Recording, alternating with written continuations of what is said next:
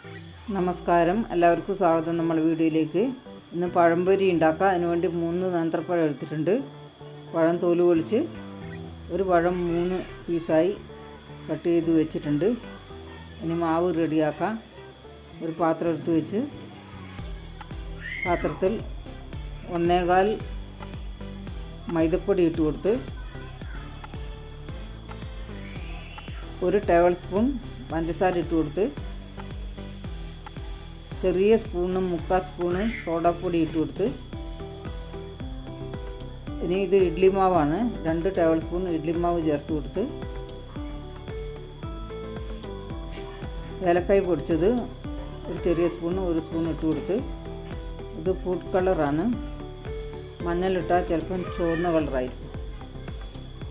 അതുകൊണ്ട് 1/4 ടീസ്പൂൺ ഇട്ട് കൊടുത്ത് ആവശ്യത്തിന് ഉപ്പ് ഇട്ട് കൊടുത്ത് ഇനി കുറേശ്ശെ വെള്ളം ഒഴിച്ച് മാവ് റെഡിയാക്കാം.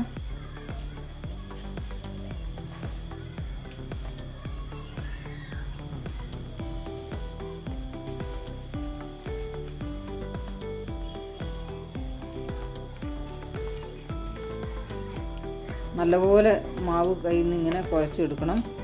നല്ല നൈസായി വരണം, എന്നാലേ പഴംപൊരി നല്ല റെഡിയായി കിട്ടും. മാവ് റെഡിയായി, റെഡിയാക്കി വെച്ചില്ലേ. ഇനി ഗ്യാസ് ഓൺ ചെയ്ത് ഉരുളിയിൽ ഓയിൽ ഒഴിച്ചിട്ടുണ്ട്. അടുപ്പത്ത് വെച്ച് എണ്ണ ചൂടായി. ഇനി പഴം മുക്കിയിട്ട് കൊടുക്കാം.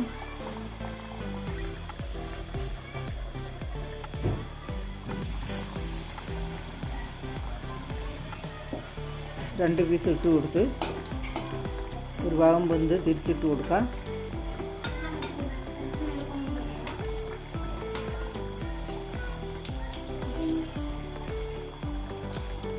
പഴംപൊരി നല്ലപോലെ ആയി കിട്ടിയിട്ടുണ്ട്. കോരിയെടുക്കാം. രണ്ടാമതും ഇതുപോലെ തന്നെ മുക്കിയിടാം.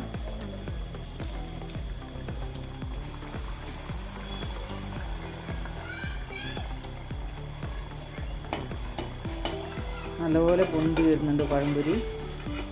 നല്ല സൂപ്പറായിട്ടുണ്ട്. രണ്ടാമത്തതും തിരിച്ചിട്ട് കൊടുത്ത് കോരിയെടുക്കാം.